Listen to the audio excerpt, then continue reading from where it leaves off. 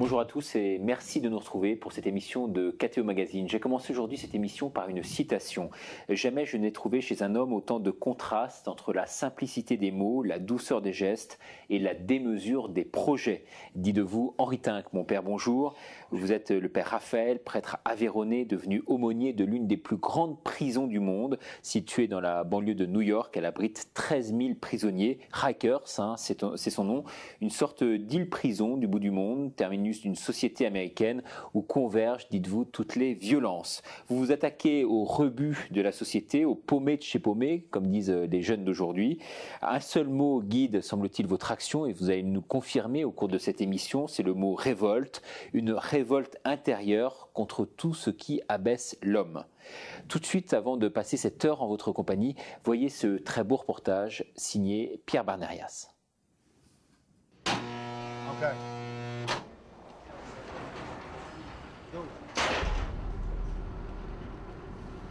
Oui.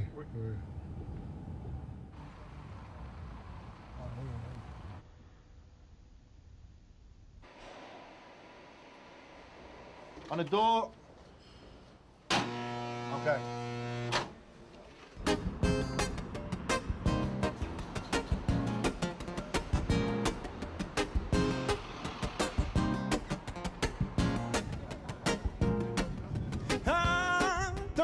Ce pont, très peu de New-Yorkais le connaissent. Il se trouve à 16 km de la Statue de la Liberté et conduisait dans les années 30 à une gigantesque décharge. Une décharge devenue depuis le plus grand pénitencier du monde.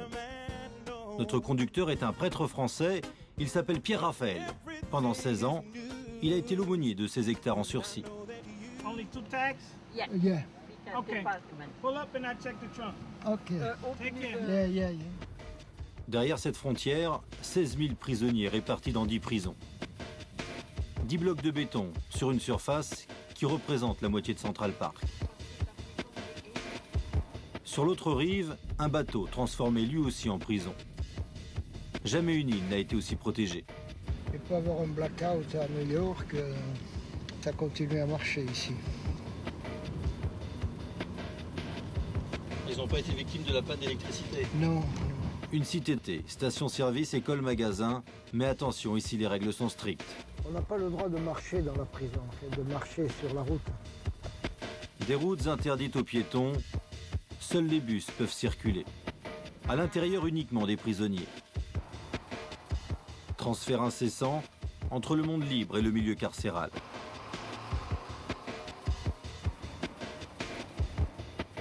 Un autre balai. Il se déroule juste au-dessus des têtes des prisonniers. Ce sont les avions de l'aéroport de LaGuardia, un décollage par minute. Ici, 90% des prisonniers sont d'origine afro-américaine ou hispanique, arrêtés pour trafic de drogue. Cela fait plus de 10 ans que le prêtre français n'était pas revenu dans ces lieux. Père Pierre, vous n'avez vraiment pas changé. Ça fait tellement plaisir de vous revoir. Les règles de la prison, elles non plus, n'ont pas changé. Avec notamment les fouilles régulières et inopinées. Il est 3 heures, les prisonniers regagnent leurs cellules. La plupart d'entre eux sont en attente d'un jugement. Et s'ils sont là, c'est d'abord parce qu'ils n'ont pas pu s'acquitter d'une caution. Un retour brutal pour le français.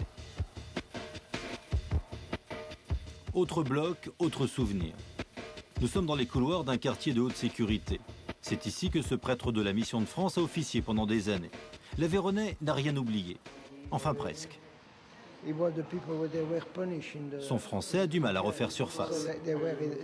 C'est le cachot. Mais on punissait les inmates en les mettant là. Les inmates, autrement dit les détenus. Ça dépend de la punition.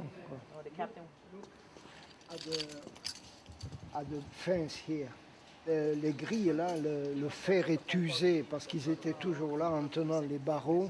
Ça a été tellement touché que Tellement touché que le quartier a dû être fermé. Chaque fois, les peintures changeaient là. Et alors, il y avait des artistes qui venaient à tour de rôle et ils peignaient ce qu'ils voulaient, quoi, là. Étranger dans un milieu hostile, le français réussit à se faire accepter. aussi bien par les surveillants que par les prisonniers. Oh, OK. And the shop over there. Yeah. I remember you. Et vous vous souvenez de lui? Oui, bien sûr. Qu'est-ce que vous pensez de lui? C'était un super révérend. Un super révérend qui visiblement a du mal à se souvenir de sa langue natale. There is something I want to tell you. Ce quelque chose pourtant évoque la France. You see that? Au mur, un tableau peint par un détenu en hommage aux The montagnards. Montcalm from the Pyrenees Mountains. J'ai eu mes 25 ans de prêtre ici, quoi. Quand j'ai eu 25 ans de prêtre, ça a été... alors, bon, il y a eu pas mal de choses qui m'ont marqué, quoi, que je ne pouvais pas ne pas oublier. Retour sur 16 ans de travail, abandonné depuis au mythe et à la poussière. Nous entrons dans un hangar que le prêtre avait aménagé en chapelle pour accueillir des prisonniers, le temps d'une messe ou d'une veillée. C'est un spectacle de désolation aujourd'hui? Ah, mais aujourd'hui, c'est un entrepôt, quoi. Pas... Là, il y avait une statue. Et puis là, c'était la sacristie. Ça vous fait quoi de revenir ici? Ben... ça remue des souvenirs. Ah oui. Il y a eu beaucoup de choses ici. Des choses inimaginables pour l'époque, comme le montrent ces images filmées par un gardien de prison. Une centaine de détenus réunis en un seul lieu, certains avec leurs familles. Des drôles de paroissiens, souriant et applaudissant comme des enfants. Recréer un lien familial et fraternel, c'était ça la méthode du Français. Elle avait parfois ses risques. Le premier jour de Pâques, il y a eu un stabbing ici. Voilà, quelqu'un qui est poignardé, enfin, il y a eu le jour de Pâques. C'est surréaliste, ça. Ça n'a pas empêché de continuer. Oui, oui, oui. La visite se poursuit dans l'univers glacial de ces cellules qui ressemblent davantage à des cages. 4 mètres carrés que le curé réussissait à faire oublier grâce à des réunions et des assemblées. D'où l'idée d'imaginer à la sortie de prison un lieu pour réapprendre la vie en communauté. C'est ici aussi qu'est née la maison d'Abraham, l'idée de la Oui, maison oui, d'Abraham. oui, parce que les gens qui étaient là, quand ils partaient, ils perdaient la force qu'ils avaient de se retrouver ensemble. Il y avait des amis, là, des amitiés qui étaient fortes. Alors on a dit, il faut, si on veut continuer enfin, dans cette ligne, la logique est de trouver quelque chose pour l'extérieur où les gens puissent revenir, se retrouver, et puis permettre une atmosphère où enfin on reste là, enfin, on vit, on trouve la vie, mais on la trouve ensemble. Et on va la trouver dans l'un des quartiers les plus pauvres des États-Unis, ici au cœur du Bronx.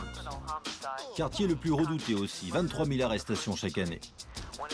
C'est là que le curé français s'est installé pour permettre à des détenus de suivre un programme de réinsertion.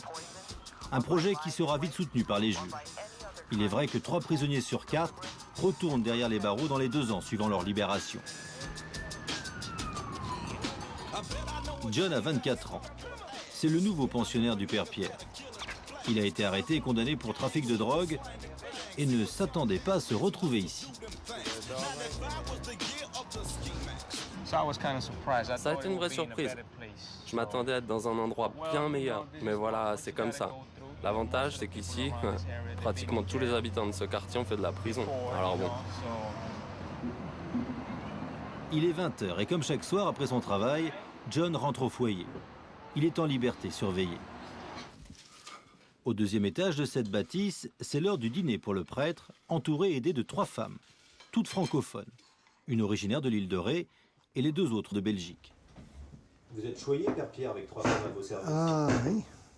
Alors. Non, mais c'est mutuel, hein, parce que quand on a à défaire un stove ou un truc à gaz, on demande à Father Peter, tu peux le dégager, tu peux le... Alors voilà. Le travail lourd, c'est Peter. Donnant. Travail léger, non. Vous avez déjà entendu des coups de feu ici dans le quartier? Beaucoup. La nuit, autour de 1h, 2h, 3h, un peu partout. Hein. Puis aussi la course de la police à droite et à gauche. Pourquoi le Bronx? On a été dans beaucoup d'endroits. Dans tout New York, on a été. Tout ce qui était possible ou apparaissait possible. Partout. Mais et personne ne voulait de nous parce que qui veut des prisonniers dans leur quartier? Pourtant, en quelques années, cette maison du Bronx est vite devenue irremplaçable. On a un pied un peu partout, quoi. Les résidents, les familles, les enfants. Et beaucoup de familles aussi nous disent s'il n'y avait pas vous, jamais on resterait ici. Une présence insolite, synonyme de réconfort, à l'image de ces oiseaux sortis de nulle part et qui tourbillonnent juste au-dessus de la maison d'Abraham. C'est le nom choisi par le Français pour accueillir ces prisonniers qui, pendant de longs mois, vont réapprendre à tisser des liens et faire confiance. Une maison construite sur 2 étages, 4 chambrées de plusieurs lits, un grand salon et une cuisine commune. Nous sommes vendredi après-midi. La plupart des pensionnaires travaillent à l'extérieur. L'idée phare du projet, recréer des liens que la prison a cassés. À commencer par le lien familial, même si les femmes et les enfants ne dorment pas ici. La maman, elle vient d'avoir un bébé, là. Elle a vécu ça très fort. Paolino, lui, est ici en liberté conditionnelle. Il n'a pas été autorisé par le juge à travailler à l'extérieur et doit rester à la maison d'Abraham. Il n'y a pas de discrimination de blanc, de noir ou de religion. La ligne de fond, c'est j'étais comme ça et maintenant ça sera autrement. Et alors on fournit l'atmosphère, la possibilité de changer si on veut, quoi. Mais de changer en respectant certaines conditions. Ici, ce sont les cartes où les gens pointent quand ils sortent et quand ils reviennent. Parce que en ce moment, il est 3h30, les gens travaillent et puis ils viennent le soir et on repart le matin. Et le samedi et le dimanche, eh bien, ils sont ici. Oui. Et s'ils ne rentrent pas? S'ils ne rentrent pas, eh bien, il faut téléphoner à l'avocat, qui téléphone au procureur et le juge. Et puis si c'est trop sérieux, il y a un warrant. Ça arrive souvent? Non, mais c'est arrivé. Oui. Une fois en 10 ans. Un quasi-miracle. Il faut dire que ces pensionnaires sont sous haute protection, celle de la prière dans cette chapelle où les familles d'anciens prisonniers aiment se retrouver et prier. Ce tableau a été peint en prison par un détenu. Au sous-sol, ce sont les enfants de ces prisonniers qui sont accueillis et aidés dans leurs devoirs.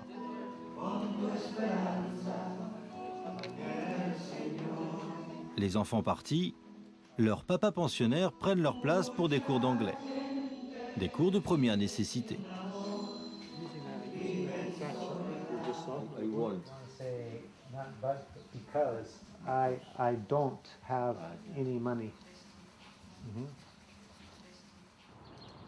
Samedi 8h du matin.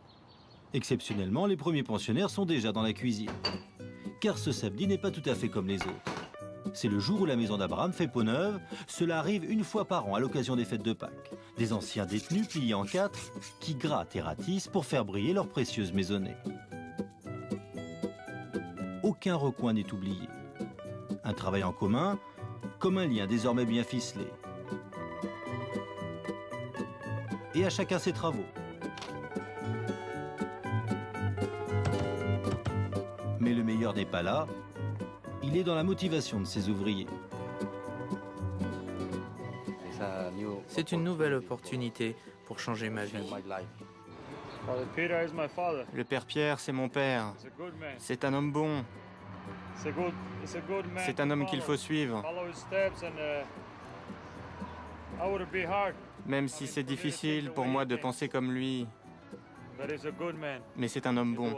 Il fait plein de bonnes choses pour nous. Vous savez, l'environnement ici est complètement différent. Les gens sont si positifs.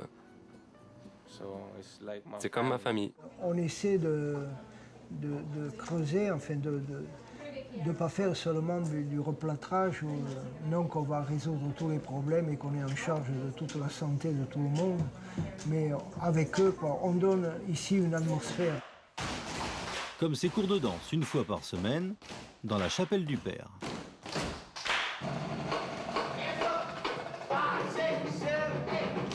Depuis 2 ans, un professeur anime des cours de claquettes pour les enfants et les compagnes des détenus. Une thérapie pour canaliser les colères de toutes sortes. C'est vraiment le meilleur moment pour moi de la semaine. Moi, je viens ici toutes les semaines pour ce groupe. Et on essaye de mettre toute notre énergie dans la danse. Hein, mon garçon? Oui, moi je sais comment il faut danser. Oui, on met toute notre colère dans la danse. Au rez-de-chaussée, Paulino est de corvée de timbre avec sœur Rita. Tous les deux préparent l'envoi de la lettre mensuelle aux 2000 donateurs de la Maison d'Abraham. L'établissement ne vit que de dons qui viennent principalement de Belgique. Paulino a été condamné à 10 ans de réclusion pour trafic de drogue. La religieuse est devenue son meilleur allié, même s'il aime la provoquer. Hierba mala nunca muere. Ça veut dire? L'herbe mauvaise ne meurt jamais. Voilà, c'est lui. Il sait ça. Si, you know, Vous n'avez jamais eu peur de leur réaction? Ils doivent être plutôt peur de mes réactions à moi. Parce que, non. Des ex-détenus visiblement sous le charme du personnel encadrant. Cette jeune femme fait désormais partie de la direction et s'occupe de l'intendance. Son père a connu lui aussi la prison. C'est difficile de diriger une maison comme celle-ci? Laissez-moi vous dire une chose. Il y a des fois où je me demande vraiment ce qu'ils ont fait pour arriver ici. Ils sont si gentils, si serviables, spécialement avec nous autres. Vraiment des gens gentils. C'est une expérience merveilleuse. Une expérience étonnante. À l'image de cette amitié entre ce gardien de prison à la retraite et cet ancien détenu venu rendre visite au Père Pierre.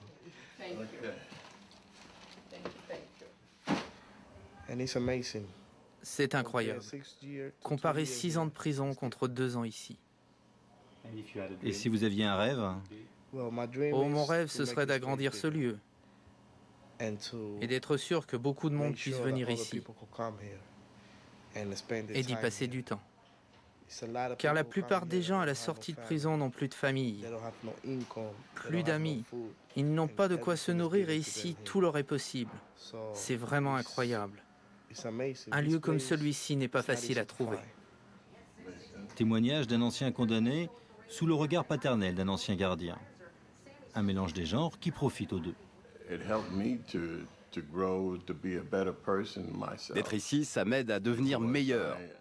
Aider les autres m'aide à devenir quelqu'un de meilleur, y compris dans ma propre vie de famille.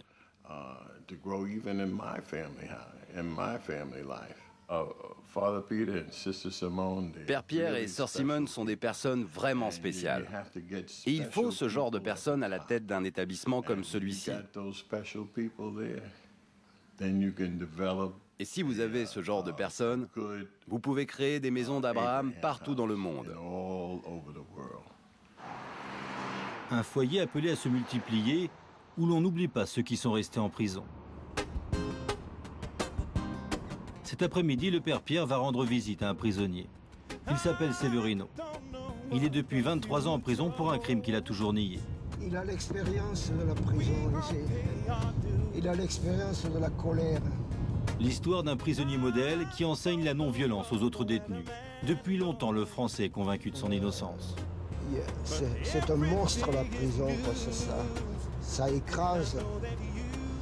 Et alors, on s'en sort comme on peut. Et alors, quand on trouve un chemin d'humanité comme Severino le vit, quoi, c'est fort. Nous arrivons à Fishkill, au nord de New York. Ce prisonnier tient une place de choix au sein de la maison d'Abraham. L'homme est aujourd'hui âgé de 63 ans. Il a été condamné à 15 ans de prison, et s'il reste aujourd'hui détenu, c'est uniquement parce qu'il refuse de reconnaître sa culpabilité. Il n'a qu'une peur, mourir en prison sans voir un jour ses petits-enfants.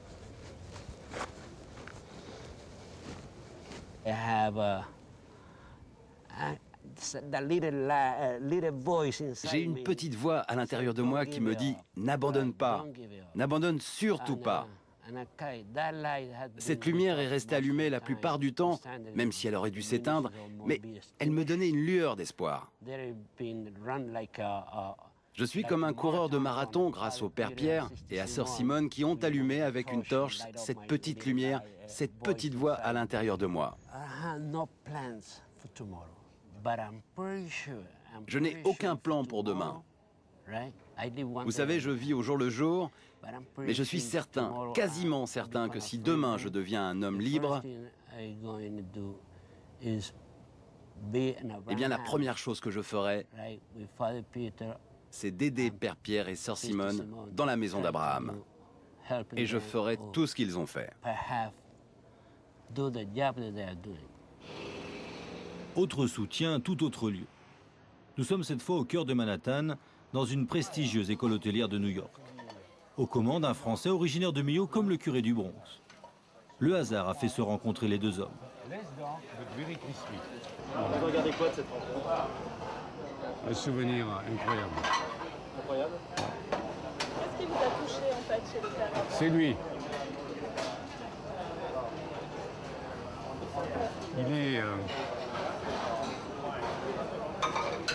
Il me donne beaucoup d'émotions. Il est plein d'amour. Et je le perçois. Je le perçois. Je ne peux pas l'exprimer. Pourquoi ça vous touche? Je ne sais pas. Il est toujours comme ça. C'est un homme qui vit pour les autres, entièrement pour les autres. Depuis, ce cuisinier étoilé ne manque jamais une occasion d'aider son compatriote aveyronnais. Il organise régulièrement des dîners au profit des prisonniers du Bronx et n'hésite pas à sensibiliser ses étudiants. Si vous voulez aider des gens qui sont dans la merde,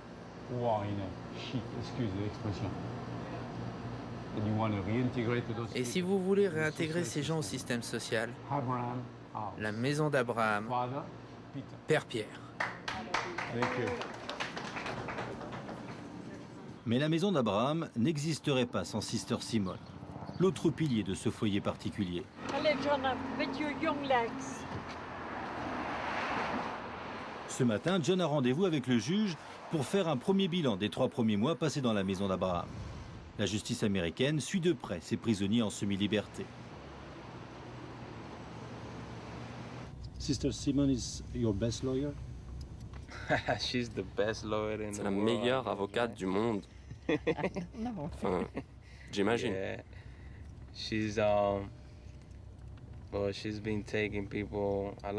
a sorti beaucoup de gens de prison, même quand les avocats n'y arrivaient pas. Elle y arrive. Je pense que c'est sa parole qui compte auprès des juges. 10 minutes en voiture séparent la maison d'Abraham du palais de justice. Et comme avant chaque réunion, c'est toujours un peu d'appréhension. Il y a toujours un moment inquiétant pour l'un ou l'autre, parce qu'on ne sait jamais la réaction des juges, mais avec John, tout va très bien. 1h30 plus tard, pas de surprise. Tout s'est bien passé alors? Oui, everything était bien, mais on ne le savait pas ce qu'il va très bien. Il n'y a pas de problème, c'est toujours facile et une joie d'avoir des résidents qui vont bien. Parfois c'est un peu plus difficile, mais avec lui, même si ça a commencé très difficilement avec lui, parce que c'était pas un enfant de cœur, mais il va très très bien. Voilà. Ces enfants de cœur pas très sages, cette femme protégée 24 heures sur 24 par des gardes du corps les connaît bien. C'est l'une des juges les plus redoutées de l'État de New York. Elle vit constamment sous la menace de la pègre et condamne jusqu'à 110 ans de prison. Gang et mafia ont juré sa perte. Cette femme à la poigne de fer croit pourtant à la réhabilitation. Elle confie régulièrement des prisonniers au programme de la maison d'Abraham, et pas seulement parce qu'elle connaît bien le français. Ce programme traite de tous les aspects des problèmes, pas seulement des accusations, mais aussi de l'environnement familial. Et c'est ça qui le rend unique. Mais il nous faut beaucoup davantage des programmes comme ça. C'est assez unique. Il y a beaucoup de drug programs, mais Abraham House, ce n'est pas un drug programme, c'est un holistic approach. Et je crois que c'est ça qu'il nous faut. J'espère qu'on va voir un programme comme ça agrandir et aussi multiplier et qu'on va avoir beaucoup d'avantages. Un jean et des baskets, c'est la tenue dominicale de ce curé new-yorkais. Il faut s'oxygéner de temps en temps. Et alors pour ça, il faut aller là où il y a des arbres. Et les arbres sont à Central Park. Voilà. Ce qui me manque, c'est les Pyrénées. Des fois, j'aimerais bien quelques marches là-dedans. Je vois tellement de choses bousculées et blessées que j'ai besoin de compenser ça par un autre regard sur des choses naturelles et simples.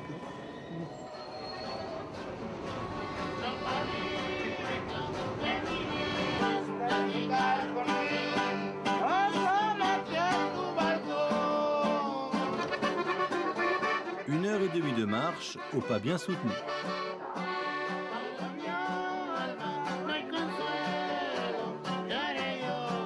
C'est la seule récréation du Français.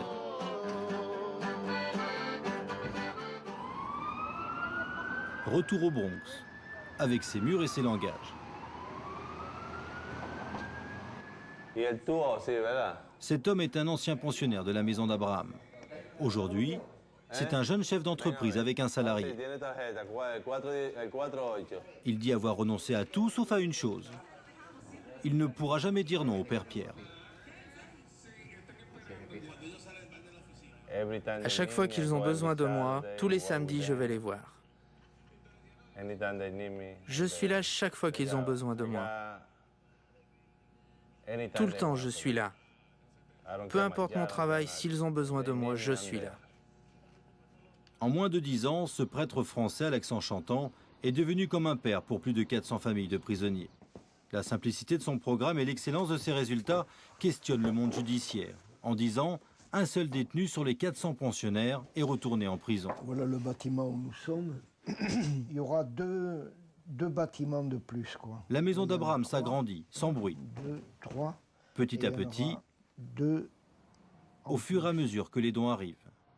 Laquelle de toutes les récompenses vous plaît le plus? La tête des résidents, la tête des gens qui sont passés ici, qui ont fait tout le chemin et qui sont arrivés. C'est ça votre plus belle récompense? Ben c'est ça, oui. Enfin, pas tout à fait. Car l'une des plus belles récompenses du Français, elle se trouve ici, dans cette partie de pétanque en plein cœur du Bronx, avec d'anciens taulards qui découvrent les vertus du cochonnet. C'est joué à ça, toi? J'ai jamais joué à ça de ma vie, moi. Et à ce jeu-là, pas de discussion possible pour la Véronnais. Et là, ils ont découvert la pétanque avec vous, alors. Voilà. Ça fait de la détente. Une détente qui fait mouche dans le cœur des oubliés de la société. Au retour de ce très beau reportage de Pierre Barnériaz, je souhaitais vous poser la question sur l'un des acteurs qui apparaît dans ce reportage. C'est le fameux Severino, un homme que vous connaissez depuis plus de 25 ans maintenant et qui vient de sortir de prison. Oui, qui est sorti de prison et ça a été une aventure énorme avec sa famille, avec ses amis, avec tous ceux de la maison d'Abraham. Et Severino a été le témoignage d'une lutte qui réussit. Bon, on l'a connu dans tous ses déboires et maintenant il est dehors, il est avec nous, mais on comprend qu'il a besoin de se réajuster au monde normal parce que pendant 25 ans il a eu ce béton sur lui qui a fait qu'il est parfois déphasé par rapport à la vie ordinaire. Mais Severino a été un peu un témoin de la réussite en fait après l'échec Et alors, à prison, on joue à qui perd gagne. Celui qui est le plus perdu, c'est celui qui va se sortir. Celui qui pense que tout est réalisé, bien des fois c'est le contraire. Enfin, c'est vrai, Severino est quelqu'un, c'est un mystère qui marche. Et oui. Et quand on lui pose la question, comment vous avez tenu, il dit j'ai tenu grâce au Père, à vous, qui avez allumé cette petite lumière à l'intérieur de lui, cette lumière de l'espérance. Pas seulement moi, enfin, on était tous pris, on priait, et puis les gens de la maison d'Abraham lui écrivaient. Parce qu'il faut le dire pour nos téléspectateurs qui nous regardent, si vous avez mené ce combat, c'est que vous étiez certain que cet homme, en fait, avait été accusé à tort. Ben oui, qu'il était innocent, qu'il portait un énorme poids, qu'il était impossible de rejeter. Et bon, on portait avec lui, on a pleuré quand il pleurait, on était heureux quand il était heureux. Cette maison d'Abraham, vous l'avez montée pourquoi et comment ? Alors que la prison demandait d'isoler, de rejeter, là, nous, on essayait de ramener, de faire que c'est possible de vivre ensemble. Parce qu'il y a la prison, il y a du mensonge, il y a de la manipulation et il y a de la colère. La colère, c'est qu'une immense colère, l'île de Rikers. Eh bien, on essayait de mettre les gens, arriver à avoir confiance en quelqu'un, quoi. Et alors, on a dit, il faut trouver quelque chose en dehors, spécialement pour les prisonniers. Alors, vous allez me confirmer ces chiffres que j'ai entendus et vous allez me dire s'ils sont bons, ces chiffres-là. On dit qu'effectivement, 80% des prisonniers qui sortent de prison dans les moins de 2 ans, en fait, ils reviennent. Oui. C'est à peu près ça ? Oui. Et donc, vous dites parce qu'ils n'ont pas à l'extérieur ce qu'ils pouvaient avoir à l'intérieur. Voilà. Et c'est tout le paradoxe de l'affaire. Et alors, une autre chose, c'est qu'un prisonnier n'est pas un prisonnier tout seul. Il a une famille ou des amis ou des relations qui aussi ont un impact. Enfin, le prisonnier a un impact sur eux. Alors, nous, on a essayé de ramener les familles, les enfants, et c'est pour ça que notre maison est un peu unique dans ce sens qu'elle concerne avec les prisonniers et avec les gens de l'extérieur. Donc cette maison, finalement, la maison d'Abraham, est à la fois un lieu de convalescence où il est possible de créer des liens de civilité, je dirais, mais également un lieu qui permet en fait de constituer une alternative à la prison pour les prisonniers en condamnation. On a une règle, enfin, de prendre les gens entre 1 an et 3 ans. Ils vont rester de 1 an à 3 ans. Par exemple, en 6 mois, c'est trop peu pour... Alors, le critère d'être accepté à la maison d'Abraham, c'est de vouloir changer. J'en ai marre de ce que je fais, de ce que j'ai fait, et j'ai besoin de trouver autre chose. Et alors, la maison d'Abraham, pour aider ce désir, enfin, parfois bien enfoui, mais qui existe, de trouver quelque chose qui les sorte, enfin, donner une espérance, donner un espoir. Je suis bien d'accord, mais quelles sont les recettes en fait, de votre succès à la maison d'Abraham ? Parce que c'est vrai que les chiffres là sont très éloquents. Oui. Vous avez abrité 400 familles et finalement, il y en a qu'un seul ou qu'une seule en fait qui n'est pas rentrée véritablement dans le système. Donc vous avez un taux de succès incroyablement élevé. Qu'est-ce qui fait cette réussite, d'après vous ? C'est la spiritualité qui se dégage de cette maison ? Je crois qu'il y a une grosse part de comprendre pourquoi on est là. Pourquoi, si on est là pour administrer, ou bien pour juger, ou bien pour démolir, non. On a travaillé avec des officiers, des surveillants, qui ont été vraiment des amis et qui nous ont vraiment aidés pour démarrer la maison. Et c'était des Noirs et c'était des Hispaniques. Et bon, ils avaient la sagesse de l'expérience.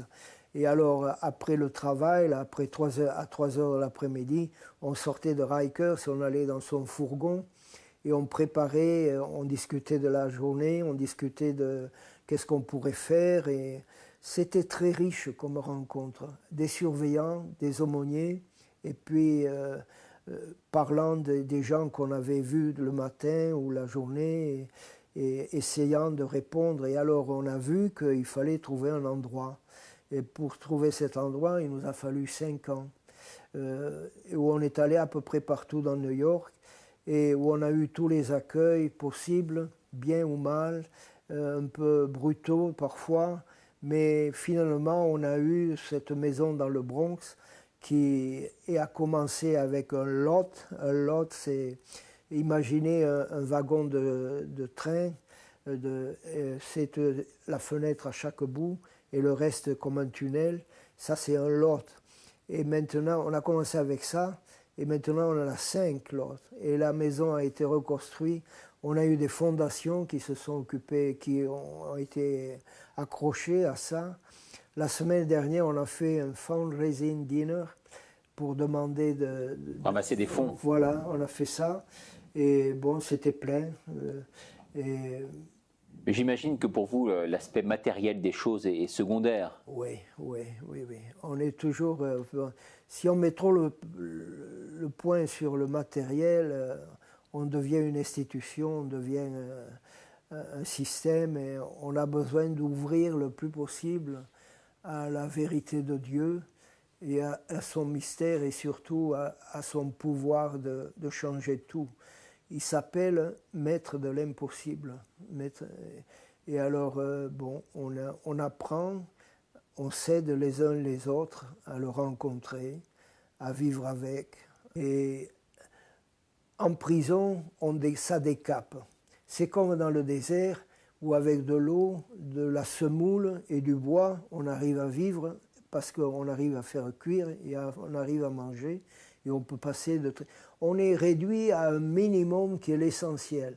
Eh bien, en prison aussi, on est réduit et on peut être riche ou pauvre, enfin, on peut être bon ou intelligent ou bête. Enfin, en prison, c'est le rendez-vous de tout. Et en prison, les gens sont préparés à quelque chose de plus. Dès qu'ils voient quelqu'un qui amène quelque chose qui peut faire vivre, ça les intéresse. Ah oui.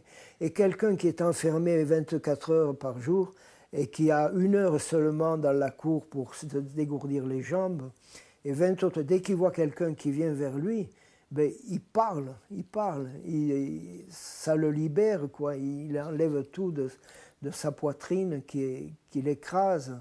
Et alors, c'est tellement pur le problème, enfin, d'être en prison, parce que c'est tellement pauvre, comme je ne sais plus comment dire, mais il y a une pauvreté qui est pure. Le prisonnier a un monde de concordance avec l'Évangile. Et quand Jésus dit « j'étais en prison », eh bien, il est en prison. Aller en prison, c'est rencontrer Jésus. Tout le monde n'est pas ignoble en prison. C'est un ramassis de tout. Et il y a des innocents en prison. Il y a vraiment des gens qui souffrent en prison et qui vivent l'injustice, qui vivent l'abandon. Qu'est-ce que vous gardez comme souvenir maintenant que vous regardez un peu en arrière? Qu'est-ce que vous gardez en mémoire? J'ai des têtes, bien sûr, des têtes de gens qui ont beaucoup évolué. Par exemple, de José, John Lopez, José ou John Lopez, qui est maintenant un ingénieur, qui est marié, qui a 2 enfants et qui était menacé de 50 ans de prison. Sa mère avait entendu parler de la maison d'Abraham, elle est venue nous voir, et puis elle est allée au tribunal, et le tribunal a vu qu'il y avait la maison d'Abraham, et le juge, au lieu de lui donner 50 ans qu'il méritait, il y avait je ne sais plus combien de kilos de cocaïne dans sa voiture, il ne savait pas, il faisait ça pour un autre, eh bien le juge nous l'a donné, il a passé 3 ans avec nous, et maintenant il est complètement libéré. Il va très bien. Donc ça, c'est un des visages marquants. Des visages marquants, oui. Pourquoi avez-vous appelé ça la maison d'Abraham? La maison d'Abraham, c'est Abraham. Abraham, c'est quelqu'un qui commence la vie à 75 ans. Quand il est vieux, quand tout s'écroule, enfin le moment de la retraite, il entend « va, quitte ton pays ». Et puis, c'est quelqu'un qui intercède, qui dit « s'il y en a 40, s'il y en a 30, s'il y en a 20, est-ce que tu pardonneras la ville ?» Et oui, chaque fois, il discute avec Dieu. Ou alors, Abraham, c'est quelqu'un qui est sous la protection de Dieu. Là, dans le chapitre 15 de la Genèse, Abraham entend « ne crains pas, je suis ton bouclier ». Et bouclier, en anglais, ça se dit « shield ». Et ce shield, c'est ce qu'on a besoin pour quand on est en prison. C'est la boîte métallique. C'est les surveillants, et nous aussi, de naviguer en prison. On a un shield. Alors, toutes les portes s'ouvrent avec ce shield. Parce que, bon, ça il n'y a pas de problème. Et alors, ça, c'est le passeport. Eh bien, Abraham, on peut dire ça, ne crains pas, je suis ton shield, je suis ton bouclier. Et puis Abraham, c'est aussi le père des religions abrahamiques, voilà, forcément, des religions monothéistes. Juives et chrétiennes. Parce que vous, dans cette maison d'Abraham, en fait, vous accueillez finalement tout le monde. Oui. Est-ce que vous pensez qu'un jour, un Severino peut être canonisé par l'Église? Est-ce qu'il le mériterait? Ce qui est important, en fait, c'est le père abbé là, que j'avais vu dans une trappe en Virginie, qui me disait « Je serai vraiment heureux quand l'Église canonisera des innocents prisonniers, des prisonniers innocents. » Et c'est vrai, oui, parce que quelqu'un qui a subi l'injustice au cœur de toute sa vie, quoi, il a beaucoup à supporter. Quelles sont les qualités, d'après vous, pour travailler en prison, être un bon aumônier, vous qui en avez bien sûr l'expérience? Je crois qu'il faut beaucoup écouter, il faut écouter beaucoup, et les gars parlent. Il ne faut pas croire que c'est un monde tellement séparé que... Non, et moi, j'ai eu plusieurs moments très forts qui m'ont remué, quoi. Mon premier Noël dans le Queens avec les prisonniers là, où j'ai vu les prisonniers et puis le warden qui m'a invité à manger et qui me dit que c'était vraiment difficile de gérer une prison. Et puis un autre moment dans la House of Detention, une prison autre, où on avait 250 prisonniers pour la célébration de la Noël.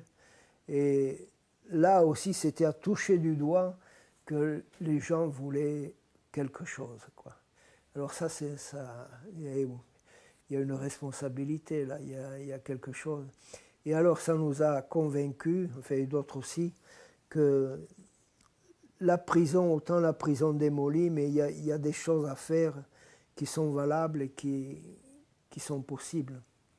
Alors tout à l'heure, vous parliez d'écoute. Vous disiez il faut avant tout écouter parce qu'ils ont des choses à dire. Oui. Il faut écouter, mais aussi ne pas tomber forcément dans la compassion, qui n'est pas bonne conseillère, forcément. Il y a l'assistanat. Alors là, j'ai essayé d'en parler un peu. On ne peut pas seulement faire... Bon, la charité et la justice, ça va ensemble. Il faut pas les séparer. Mais parce que si on garde seulement... bon, je vois un besoin, j'y réponds de suite sans regarder, je perds quelque chose là. Alors mon père, on ne peut pas comprendre votre histoire, votre parcours, notamment en prison, sans connaître votre propre vie, vos origines. C'est vrai que vous n'étiez pas du tout fait, a priori, pour la prison. Vous êtes originaire du sud de la France, de Millau. Vous étiez lancé dans la Mission de France, prêtre ouvrier pendant de très très longues années. Et puis finalement, vous avez eu même des aspirations à un moment donné pour le désert. Vous y êtes même allé dans le Sahara où vous avez vécu, dites-vous dans votre livre, vos meilleures nuits de prière. Et puis tout d'un coup, on vous a envoyé donc sur place là-bas. C'est un peu l'inconnu finalement, l'Église. L'inconnu, l'aventure. On ne sait jamais. Enfin, dans le monde de Dieu, dans le monde de la foi, eh bien, il faut s'attendre à des choses. Mais comment un homme timide comme vous à la base a-t-il pu réussir finalement à se transcender pour devenir vraiment l'écoute de tous ces prisonniers? Enfin, il ne faut pas être seul, quoi. Et alors, bon, on est porté par la vision, par ce qu'on voit. Parce que vous sentiez vraiment que vous étiez fait pour ça, Eh ben, que c'était votre charisme en quelque sorte? Ah oui, moi Bon, chacun on a quelque chose à faire. On n'est pas obligé de faire tous la même chose, mais on a tous un appel. On a tous, petit à petit, la vie, elle grandit, elle arrive à un moment où on dit, ben, c'est ça pour moi, c'est ça qui est important. Et bien, pour moi, ça a été la rencontre des prisonniers. C'est pas moi, c'est d'avoir rencontré les autres et d'être un des maillons de quelque chose qui allait grandir et qui grandit. Je crois que plus on vieillit, plus il y a des naissances. Il y a des choses enfin qui viennent sans les avoir cherchées. Ça se met en place. Il nous reste peu de temps, 2 ou 3 minutes. Est-ce que vous pouvez nous dire si vous aviez un regret à formuler ou un espoir, quel serait-il? Un regret oui, je voudrais qu'il n'y ait pas de prison, bien sûr. Je voudrais... Vous pensez que ce monde est possible ou illusoire? Le monde sans prison? Ouais. Mais il y a des fois, je me dis, peut-être ça irait mieux qu'il n'y ait pas de prison, parce que c'est une école de déshumanisation, la prison. Il faut être fort, il faut trouver quelque chose. Et il y en a qui rentrent en prison pour devenir des gangsters, pour devenir des criminels. Mais bon, la prison, c'est un monde à changer. Il y a tellement de points importants. Et comme espoir, eh bien, c'est qu'on est ensemble dans le monde de la foi. Enfin, on se porte les uns les autres. L'espoir... il est là, et il faut le retrouver tous les matins, il faut le travailler un peu tous les matins, et puis à la buena de Dios. Ouais, parce qu'au sortir de la lecture de votre livre, on a vraiment l'impression que chaque homme à vous lire est un peu à la croisée des chemins, à la lisière en fait, et peut tomber très facilement, chavirer d'un côté ou de l'autre. Simone Veil qui dit que j'ai en moi tous les germes de tous les crimes possibles. Elle dit, c'est-à-dire tous on est capable de choses énormes. On est tous fragiles. Et bon, avec notre fragilité et avec notre foi, c'est à lui de voir. C'est plus à nous, quoi. Il y a un moment où on ne peut pas dire je m'en occupe pas, mais il faut croire à la vie, il faut croire au bonheur promis, il faut croire à une espérance quoi, qui est possible. Alors j'ai commencé cette émission par une citation d'Henri Tinck. Je vais terminer par une autre citation d'Henri Tinck qui dit que vous n'avez que des qualités, excepté un défaut, c'est un excès d'humilité. On l'aura bien jugé, on l'aura bien vu au cours de cette émission. Merci beaucoup, mon père, d'y avoir participé. Les téléspectateurs qui auront été sensibles à votre témoignage et qui souhaitent participer peut-être à votre œuvre, qu'est-ce qu'il faut qu'ils fassent exactement? J'ai apporté un papier avec une adresse en fait à donner à ceux qui le veulent. Alors comment faire? J'ai un gros paquet de feuilles. Le plus simple, c'est peut-être d'aller sur notre site internet, www.ktotv.com, et là vous aurez donc toutes les coordonnées de cette maison d'Abraham et également les coordonnées du livre à paraître aux presses de la Renaissance, un livre qui est apparu à plusieurs reprises, donc en incruste pendant cette émission. Merci beaucoup mon père de nous avoir rejoints. Vous êtes arrivé ce matin de New York pour une courte visite à Paris et vous retournez là-bas sur place aux côtés de Severino bientôt, dans les jours qui viennent? Bientôt, oui. Oui. Vous souhaiterez en tout cas bien sûr à Severino bonne chance pour sa sortie. Tous les autres. Et pour tous les autres aussi. Oui. Merci beaucoup et à bientôt pour un nouveau numéro de KTO Magazine.